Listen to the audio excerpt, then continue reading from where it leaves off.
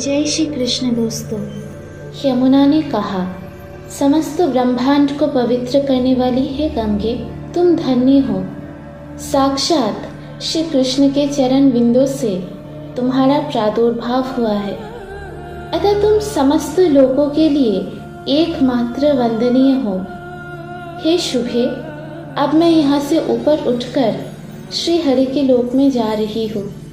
तुम्हारी इच्छा हो तो तुम भी मेरे साथ चलो। तुम्हारे समान दिव्य तीर्थ ना तो हुआ है और ना आगे होगा।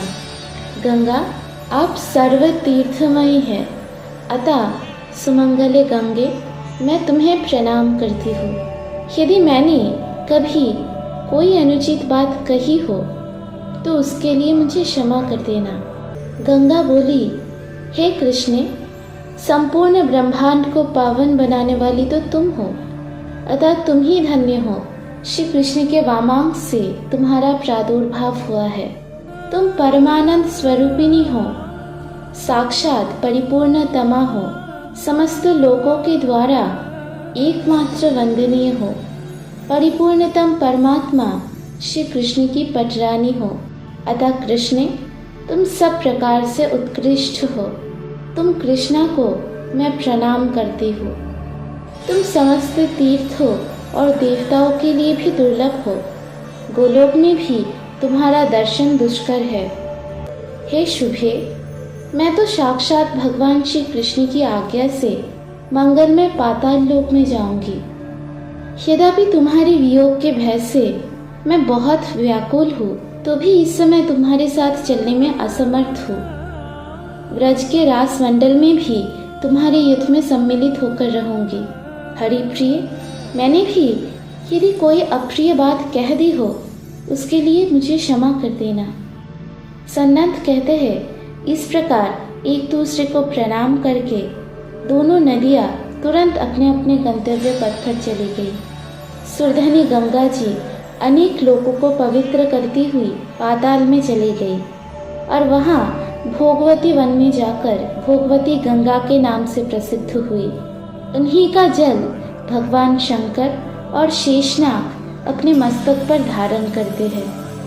इधर कृष्णा अपने वेग से सप्त सागर मंडल का भेदन करके सातों दीपों के साथ भूभाग पर लौटती हुई और भी प्रखर वेग से आगे बढ़ी।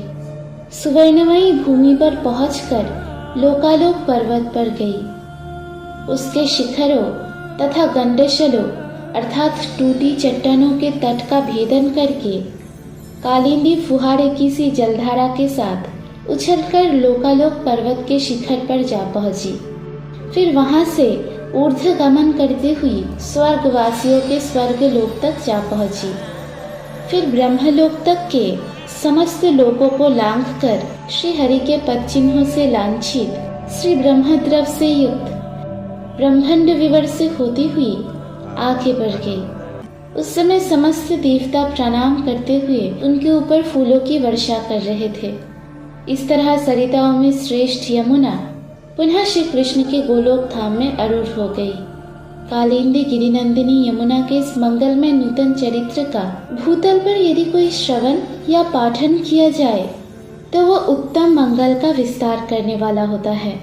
यदि कोई भी मनुष्य इस चरित्र को मन में धारण करे और प्रतिदिन पढ़े तो वह भगवान की निकुंज लीला के द्वारा वर्ण किए गए उनके परम पद गोलोक धाम में पहुंच जाता है।